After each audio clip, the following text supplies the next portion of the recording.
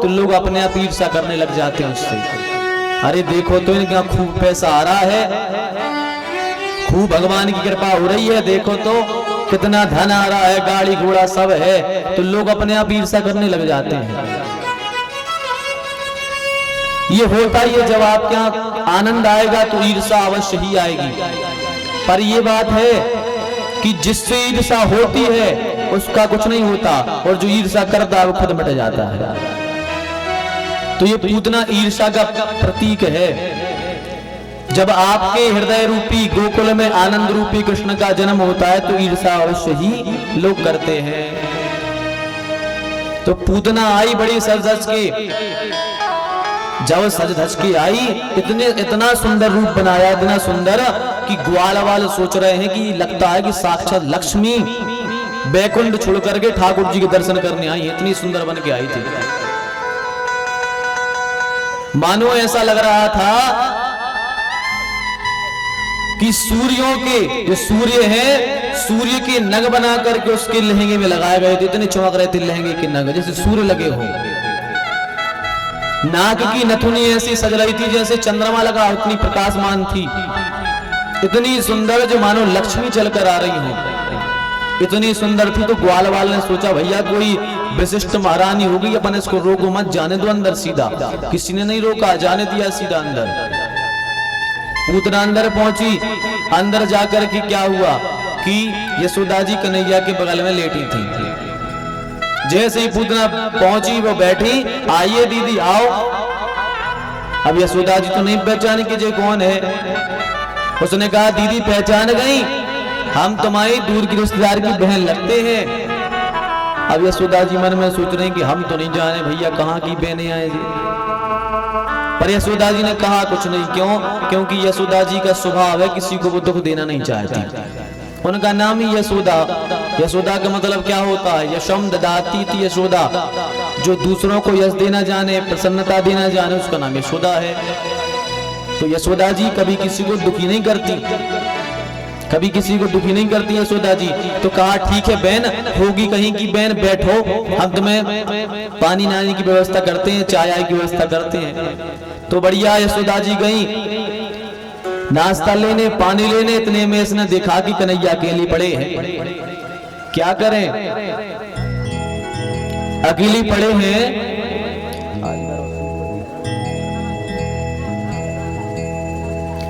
अकेली है, अकेली पाकर जिसने क्या किया, कन्हैया को उठाया और कन्हैया को उठा करके सीधा अपने स्तनपान कराने लगी। इसने सोचा जल्दी इसको स्तनपान करा के जहर पिला के मार देंगे। पर जैसे ही भगवान को उठाया, भगवान ने तत्काल आंखें बंद कर ली। अच्छा, भगवान ने आंखें बंद कर क्यों कर ली? भगवान डर गए क्या? भगवान डरे नहीं थे। भगवान ने आंखें बंद इसलिए की, एक आचार्य बोले भगवान ने सोचा देखो कहाँ हम मक्खन मिश्री खाने आए थे, अभी हमने मक्खन मिश्री खाए नहीं और ये मौसी आ गई जहर पिलावे, इसलिए हम आंखें बंद कर लेते, देखना ही नहीं हमें।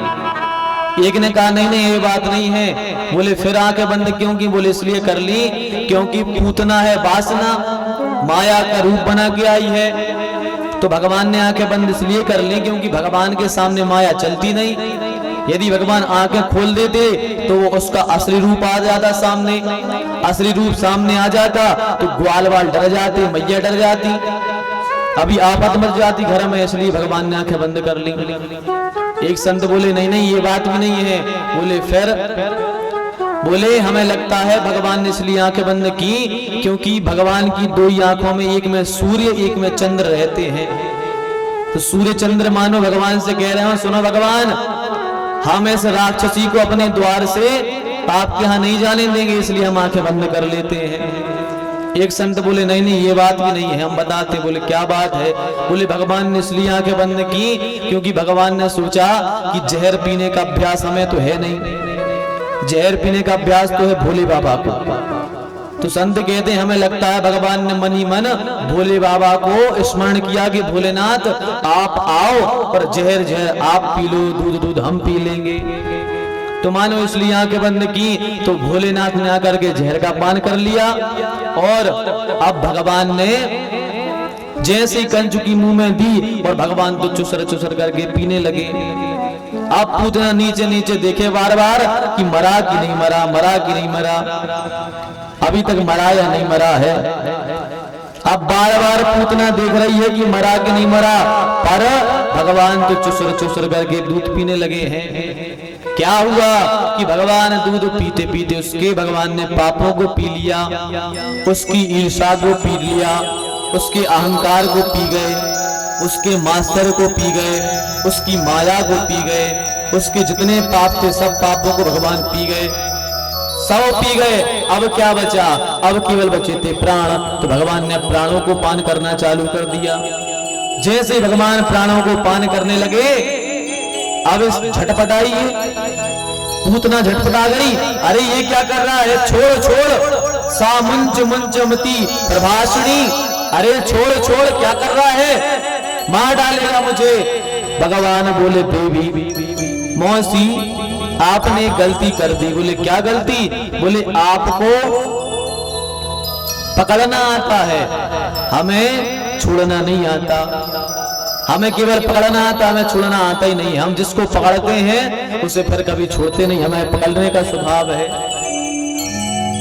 हाँ, भगवान को पकड़ने का स्वभाव है, भगवान केवल पकड़ते हैं, छोड़ते किसी को नहीं है। एक बार जिसे पकड़ लें फिर भगवान कब छोड़ते, जब उसके प्राण निकल जाते तभी भगवान छोड़ते हैं। ये भगवान कृष्ण का स्वभाव है। तो भगवान ने पूतना को नहीं छोड़ा।